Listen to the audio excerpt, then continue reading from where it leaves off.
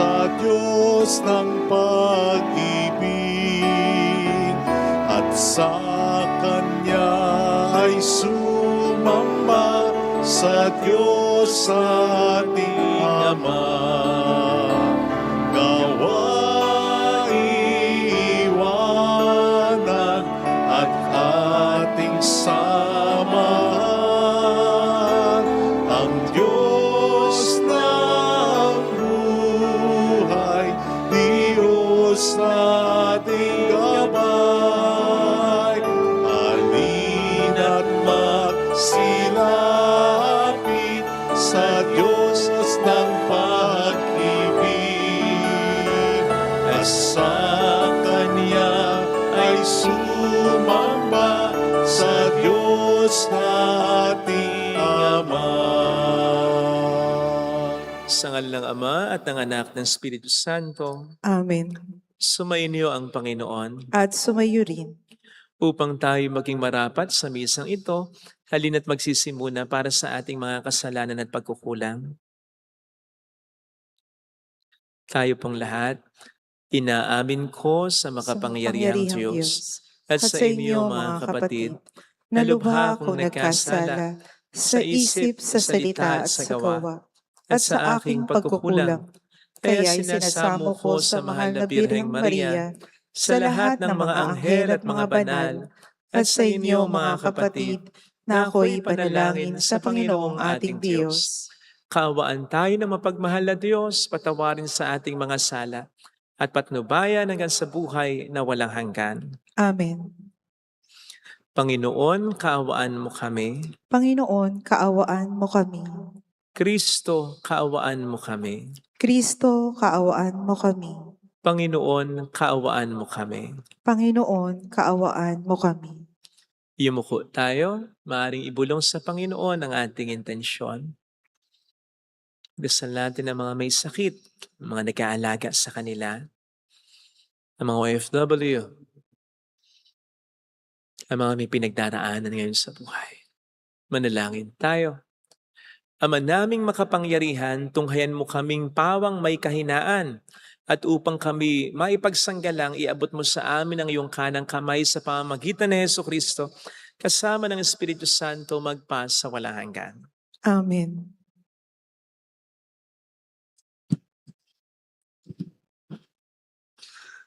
Ang salita ng Diyos mula sa aklat ni Propeta Isaias.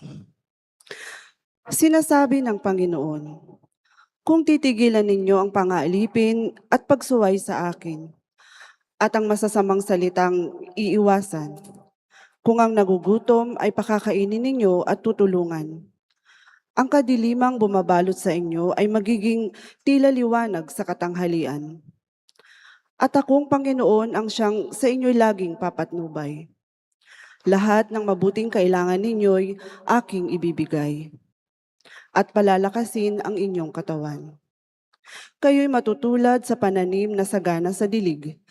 Matutulad sa batis na di nawawala ng agos ng tubig. Muling itatayo ng mga lingkod ko ang kutang na durog. Muling itatayo sa dating pundasyon. Makikilala kayo bilang tagapagtayo ng sirang muog, mga tagapagtayo ng wasak na mga bahay. Sinabi pa ng Panginoon, inyong igagalang ang takdang araw ng pamamahinga. Huwag kayong gagawa ng inyong gawain sa araw na banal. Sa araw na ito'y mamamahinga kayo't huwag maglalakbay, ni gagawa o mahuhunta ng walang kabuluhan. At kung magkagayon ay madarama ninyo ang kagalakan sa paglilingkod sa akin. Bibigyan ko kayo ng karangalan sa harap ng buong daigdig. At lalasapin ninyo ang kaligayahang sa paninirahan sa lupaing ibinigay ko sa nuno ninyong si Jacob. Mangyayari ito pagkat akong Panginoon ang nagsabi nito. Ang salita ng Diyos. Salamat sa Diyos. Ituro mo ang iyong loob ng matapat kong masunod. Ituro mo ang iyong loob ng matapat kong masunod. Sa aking dalangin, ako'y iyong dinggin. Tugunin mo poon ang aking pagdaing. Ako'y mahina na't wala nang tumingin. Yamang ako'y tapat, ingatan ng buhay. Lingkod mo'y iligtas sa kapahamakan, pagkat may tiwala sa iyo kailanman. Ituro mo ang iyong loob ng matapat kong masunod. Ikaw ang aking Diyos, ako'y kahabagan. Sa buong maghapoy siyang tinatawagan. Poon, ang lingkod mo'y dulutan ng galak, sapagkat sa iyo ako tumatawag. Ituro mo ang iyong loob ng matapat kong masunod. Mapagpatawad ka at napakabuti, sa dumadalangin at sa nagsisisi. Ang iyong pag-ibig ay mananatili. Pakinggan mo poon ang aking dalangin. Tulungan mo ako, ako'y iyong dinggin. Ituro mo ang iyong loob ng matapat kong masunod.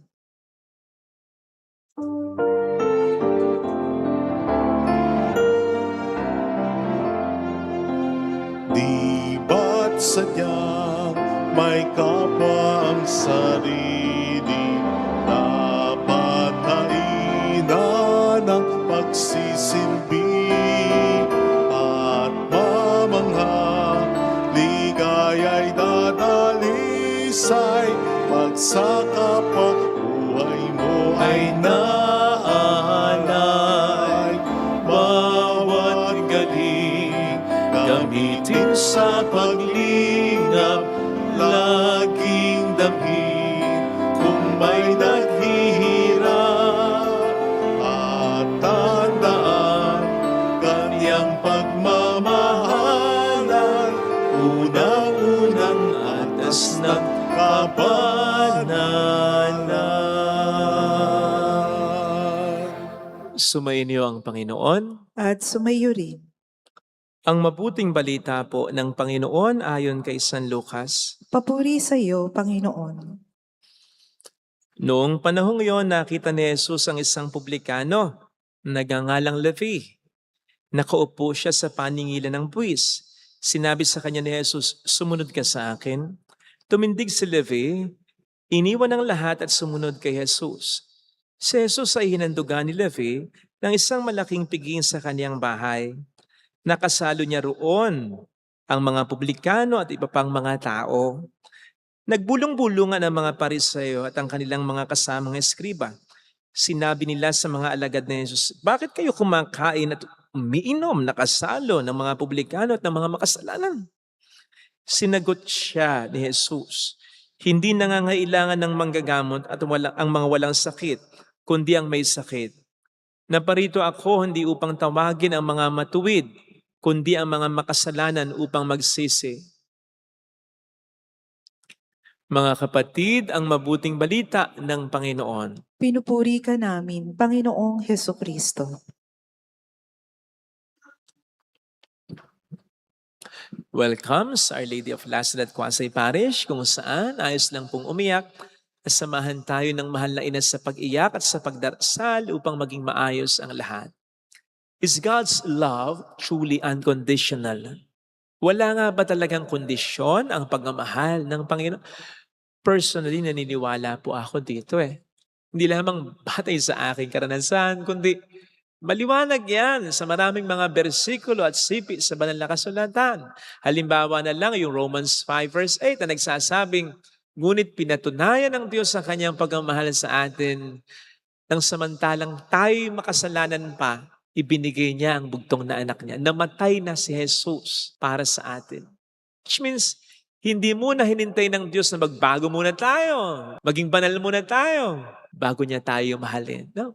Minahal na niya tayo kahit na makasalanan pa tayo. Gayunpaman, mayroong mga nagtatanong, hanggang kailan, hanggang saan yung unconditional na pagmamahal na yan? Sapagkat mayroon daw ngang mga sipi sa Biblia na parang ang pinapahiwatig ay kabaligtaran. Katulad na lamang ng, sa lahat naman ng mga verses, ito pa, John 3:16, na nagpapakita ng napakatinding pagmamahal ng Diyos sa atin. "For God so loved the world." Ganun na lamang ang pag-ibig ng Diyos sa libutan, kaya ibinigay niya ang kanyang bugtong na anak upang ang lahat ng sumampalataya ay hindi mapahamak, kundi magkaroon ng buhay na walang hanggan. So ang tanong, papaano yung hindi sumampalataya? Mapapahamak?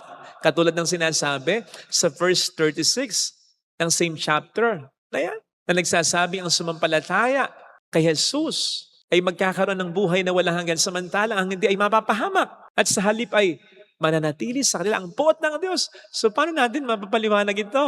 Katulad na rin ng tanong na kung ang pagmamahal ng Diyos ay walang kondisyon, bakit may impyerno? Well, gaano man kasi ka-unconditional ang pagmamahal ng Diyos, freely given as a gift, it should be received. Kailangan tanggapin natin yun. Halimbawa na lang, meron akong ibibigay sa iyo na 1,000. Hindi mo ginusto, hindi mo deserve, hindi mo hiningi. Kusa akong binigay sa iyo. Abay, kung hindi mo tatanggapin yun, paano mo mapapakinabangan ang halaga nun?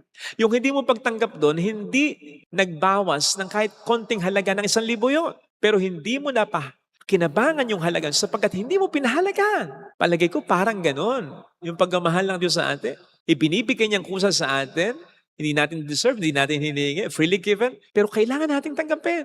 Na kung hindi natin tatanggapin, hindi natin papakinabangan, pero mananatiling nandyan. So much so na kahit na tayo ay mapunta ng impyerno, magiging aware pa rin tayo sa pagmamahal ng Diyos na ito, sapagkat ang sabi niya sa Jeremiah 31 verse 3, I have loved you with an everlasting love. Pagmamahal na walang hanggan, pero hindi mo napakinabangan yung pagmamahal na walang hanggan na yan dahil hindi mo tinanggap. Kaya walang hanggan mo rin pagsisihan. Kailangan nating tanggapin yung ibinibigay sa atin. At hindi natin po pwedeng tanggapin yon nang walang magbabago sa buhay natin. O hindi po pwedeng sabihin natin tinanggap natin kung walang nabago sa buhay natin. Sapagkat ang pagmamahal ng Diyos ay nakapagpapabago. Tandaan natin yun. In as much as mahal man tayo ng Diyos, sino man tayo, sobra niya tayong mahal para iwan sa kalagayang hindi makatutulong sa atin. Sa Ingles, mas magandang pakinggan. God loves us unconditionally. God loves us as we are. But He loves us so much to leave us where we are. Mahal tayo ng Diyos, sino man tayo. Pero sobra niya tayong mahal para pabayaan lang manatili sa ating kalagayan kung ating kalagayan ay hindi naman para sa ating kabutihan. Matutuwa ka bang nananatili sa kapahamakan, sa kasamaan, sa kasalanan, sa sitwasyong hindi nakabubuti sa Kanya ang taong minamahal mo? Hindi, di ba? Kasi mahal mo siya. Ang gusto mo ay kabutihan niya. Yan po ang pinapahiwatig ng Diyos sa ating mga pagbasa. Sa ating unang pagbasa, parang sinasabi niya sa atin yung sinabi niya dati sa mga Israelita. Kung hindi nyo gagawin ito, kung hindi kayo magbabago, kung hindi kayo susunod sa mga utos ko, walang magandang mangyayari sa inyo. Hindi ko maibibigay sa inyo ang mga mas makabubuti sa inyo. Iyon ang ibinigay niya actually kay San Mateo, kay Levi. Notice that ang tawagin niya sa Levi, hindi naman niya sinabing, okay na yung pagiging publikano mo, okay na yan, ayos na yan, wag ka nang magbago. Hindi. Kaya nga sabi ni Jesus sa kanya, sumunod ka sa akin. Nang ibig sabihin ay iwanan mo yung buhay mo ngayon at may mas maganda akong buhay na sa iyo ay nakalaan. Sigurado ko, yung mga tao noon sa ating unang pagbasa, kahit tayo, mamahalin pa rin tayo ng Panginoon kahit na hindi tayo tumigil sa kasalanan natin. Ganon din si Mateo. Si Judas, mahal pa rin naman ni Kristo eh. Hanggang sa uli, gusto niya magbago eh. Pero yung kalubusan ng pagmamahal ng Diyos, hindi natin mapapakinabangan. Yes! Ang sabi ng Panginoon, ang ulan ay pinapapatak niya, boss, sa mabubuti at mga makasalanan. At ang araw ay pinasisikat niya, boss, sa mabubuti at mga makasalanan. Pero sinasabi sa atin ng banal na kasulatan, particularly in Santiago 4:6, na ang Diyos ay nagbibigay ng higit na pagpapala sa mga mapagkumbaba o sa mga taong tinatanggap siya sa kanilang buhay.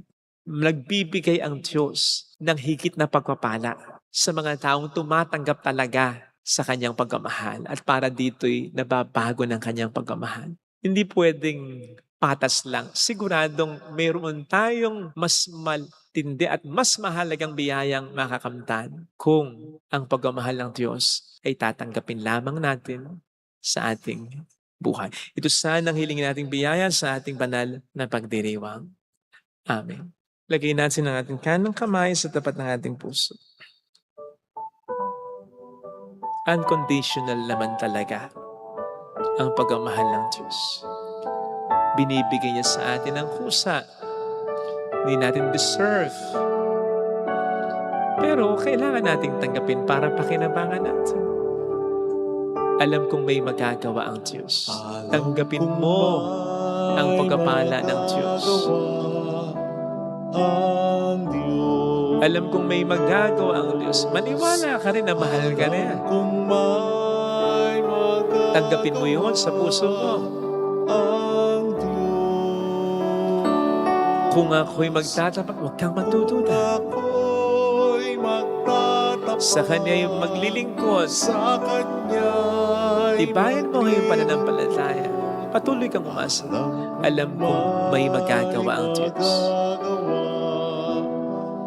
Alam kong diringgin ng Diyos ang samukos. Sapagkat mahal niya ako, panghawakan mo yan. Ikaw ang unang maniwala doon. Alam kong diringgin ng Diyos ang samuko. Higit pa sa inaasahan. Kung ako'y magtatapat, Kung ako'y magtatapat sa Kaniya'y maglilingkod, sa Kanya'y maglilingkod, alam kong diringgin ng Diyos ang samuko. diringgin ng Diyos Pumikit tayo. ang samo ko. Panginoon, tulungan mo po akong tanggapin ang pagmamahal mo sa buhay ko. Sapagkat marami pala akong sinasayang na mga biyaya mo. Mga biyaya mong matatanggap ko lamang kung tinatanggap ko talaga ang pagmamahal mo.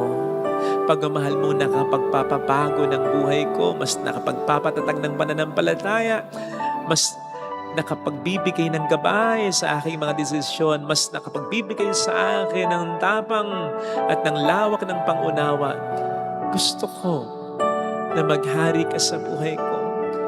Gusto ko na mangyari ang mas maraming magandang bagay sa buhay ko. Mayroong magandang mangyayari. Imposibleng wala kung ang Diyos ang siyang maghahari sa iyong puso. Kung lalapit ka kay Jesus, maaaring matagal, maaaring maging mahirap, pero magiging maayos din unti-unti ang lahat. Mayroong magandang mangyayari sa iyo.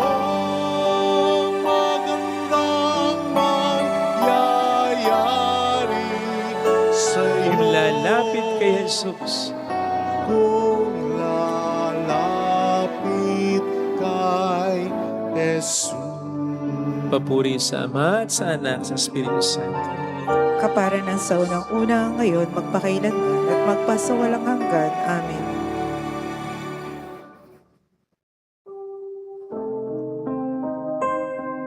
Pag-aalay.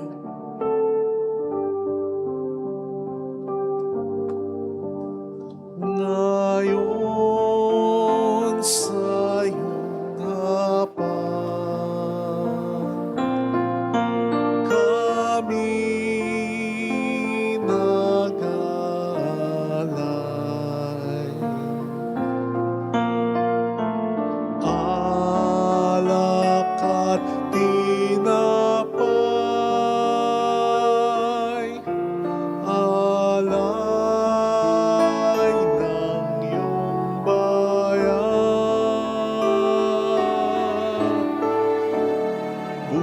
Buhay pagmamahal,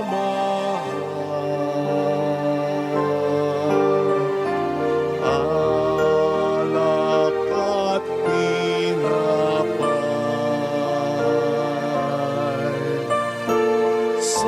Sana'y tanggapin mo, Amang mapagmahal, Amang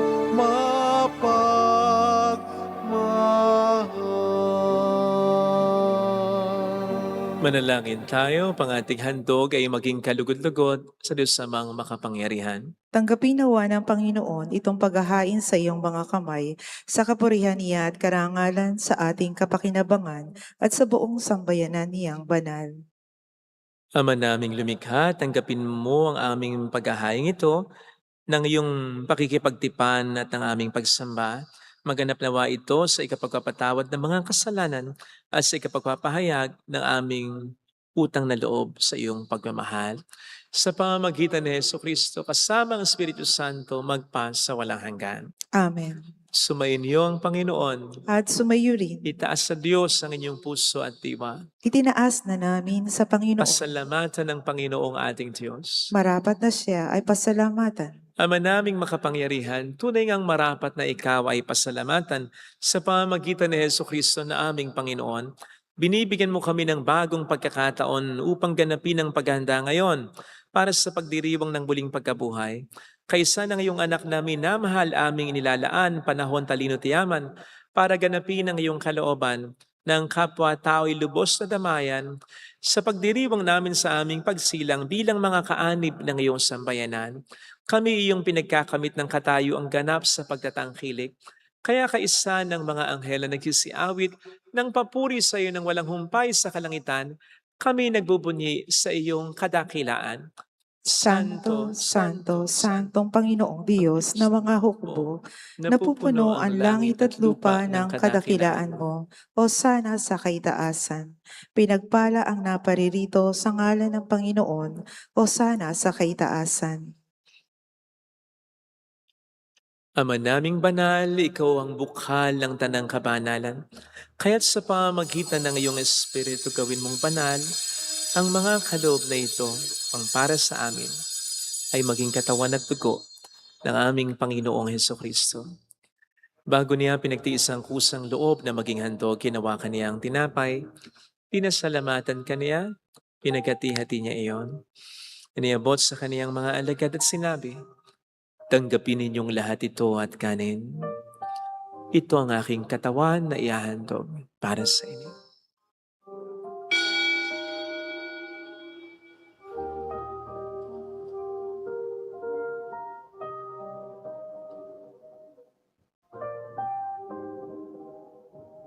Gayun din naman nang matapos ang hapunan, ninawakan niya ang kalis.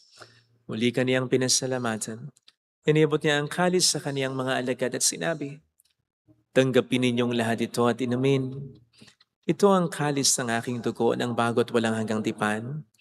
Ang aking dugo na ibubuhos para sa inyo at para sa lahat. Sa ikapagpatawad ng mga kasalanan, gawin niyo ito sa pag-alala sa akin."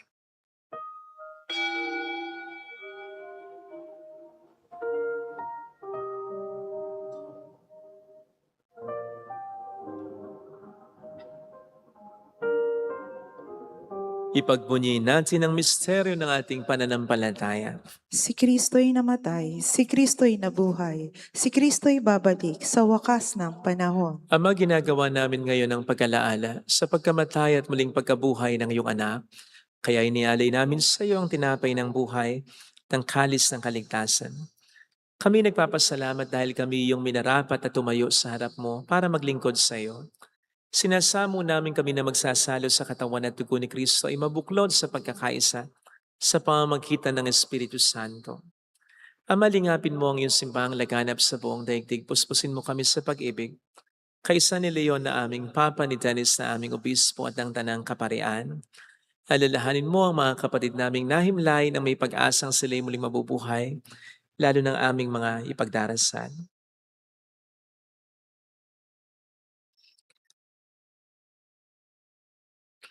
Kaawaan mo sila at patuloyin sa iyong kaliwanagan. Kaawaan mo at paging tapatin kaming lahat na makasalo sa iyong buhay na walang wakas. Kaysa ang mahal na birhen ng Lasalet, ang ina ng Diyos, San Jose, ang kabiyak ng kanyang puso, lahat ng mga banal na namuhay dito sa daigdig ng kalugod-lugod sa iyo. May pagdiwang naman namin ang pagupuri sa ikararangal mo sa pamamagitan ng iyong anak na aming Panginoong Hesukristo. Sa pamagitan ni Kristo, kasama niya at sa Kanya, ang lahat ng parangal papuri ay sa iyo, Diyos amang makapangyarihan, kasama ang Espiritu Santo magpasawalang hanggan.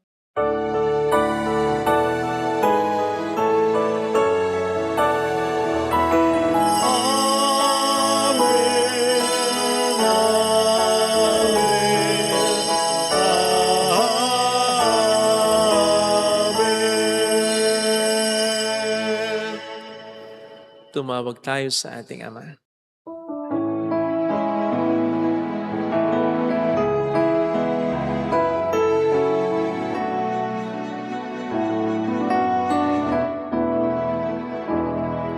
Ama namin, sumasalangit ka. sambahin ang ngalan mo. Mapasa amin ang kaharian mo. Sundin ang loob mo dito sa lupa para nang sa langit.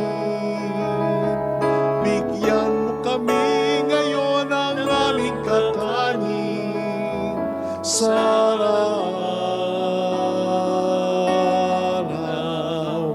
at patawarin mo kami sa aming mga sala para ng pagpapatawad namin sa nagkakasala sa amin.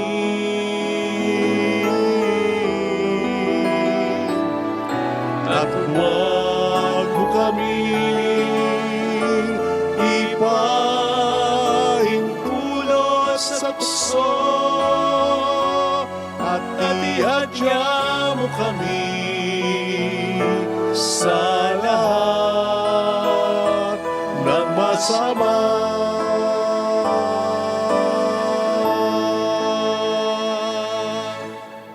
Niling namin kami adya sa lahat ng masama, pagkalooban ng kapayapaan araw-araw, iligtas sa kasalanan, samantalang aming pinaghahandaan ang dakilang araw ng pagkapahayag ng tagapagligtas naming si Jesucristo. Sapagkat iyo ang karian, ang kapangyarihan at ang kapurihan, magpakailanman. Amen. Panginoong Jesucristo, sinabi mo noon, sinasabi mo rin sa amin ngayon, kapayapaan ang iniiwan ko sa inyo, ang aking kapayapaan ang binibigay ko. Tunghayan mo ang aming pananampalataya, huwag ang aming pagkakasala. Pagkalooban mo kami ng kapayapaan at pagkakaisa ayon sa iyong kalooban, kasama ang Espiritu Santo magpa sa walang hanggan. Amen. Ang kapayapaan ng Panginoon ay sumainyo nawang lahat. At sumayo rin. Magbigayan tayo ng kapayapaan sa isa't isa. Kapayapaan po. Espiritu. Kordero ng Diyos na nag-aalis ng mga kasalanan ng sanlibutan, maawa ka sa amin. Kordero ng Diyos na nag-aalis ng mga kasalanan ng sanlibutan, maawa ka sa amin. Kordero ng Diyos na nag-aalis ng mga kasalanan ng sanlibutan, ipagkaloob mo sa amin ang kapayapaan.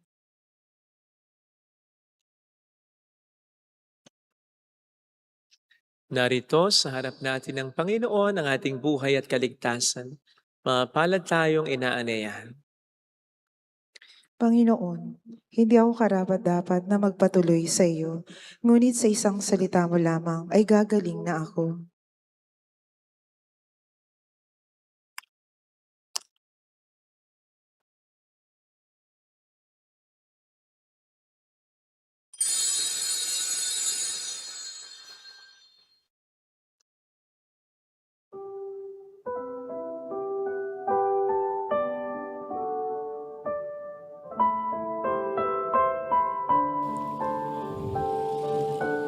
Panalangin para sa espiritual na pakikinabang.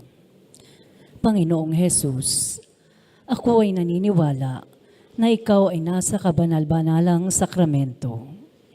Iniibig kita ng higit sa lahat at ninanasa kong tanggapin ka sa aking kaluluwa. Sapagkat sa mga sandaling ito, hindi kita matatanggap sa sakramento. Tumuloy ka sa espiritu sa aking puso. Niyayakap kita na para bang naririto ka na. Inaalay ko ng buong buo ang aking sarili sa iyo. Huwag mong hayaang mawalay ako sa iyo. Amen. Ngunit kayo po ng puso kong ito, sadya kitang nalimot sa salay na lugmok. Gayon pa man katulad ko'y inibig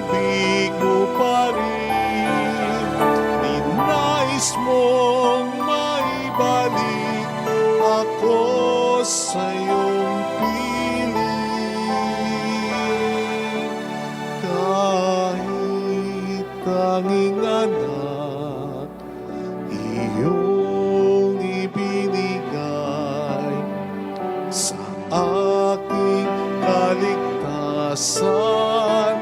Buhay niya'y inalay. Dahil ikaw, Ama, ay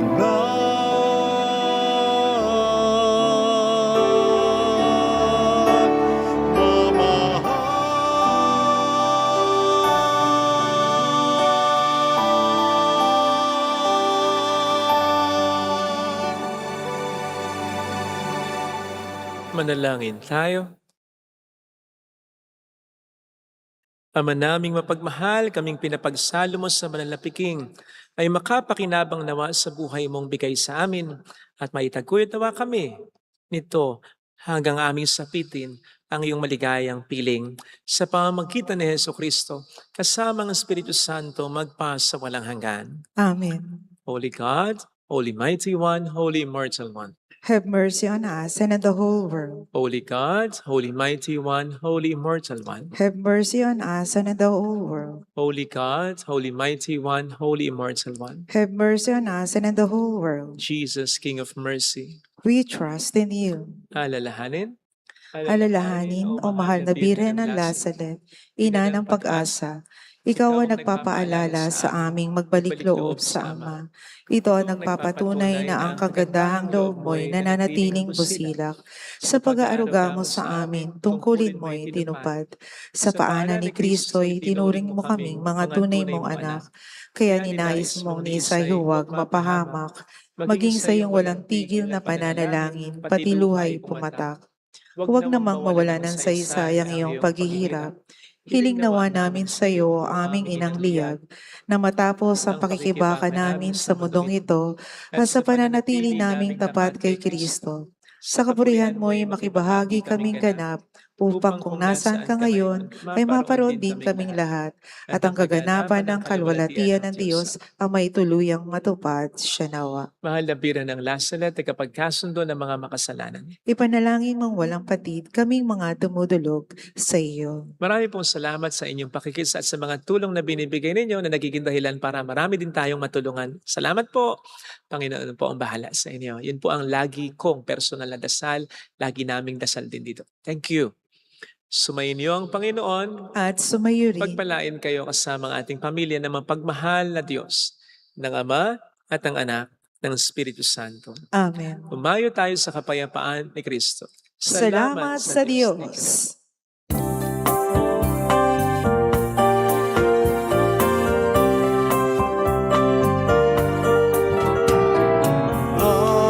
aming iniaalay ang pag-ibig na walang kapantay. Okay, sarap mabuhay kung may nagmamahal, pagmamahal na tunay at laging nalisay. Ang Birhen kong umibig ay walang sintamis, pagsintang sakdal linis sa iyo hanggang langit. O Birhen, Birheng mahal, sa awit at sa dasal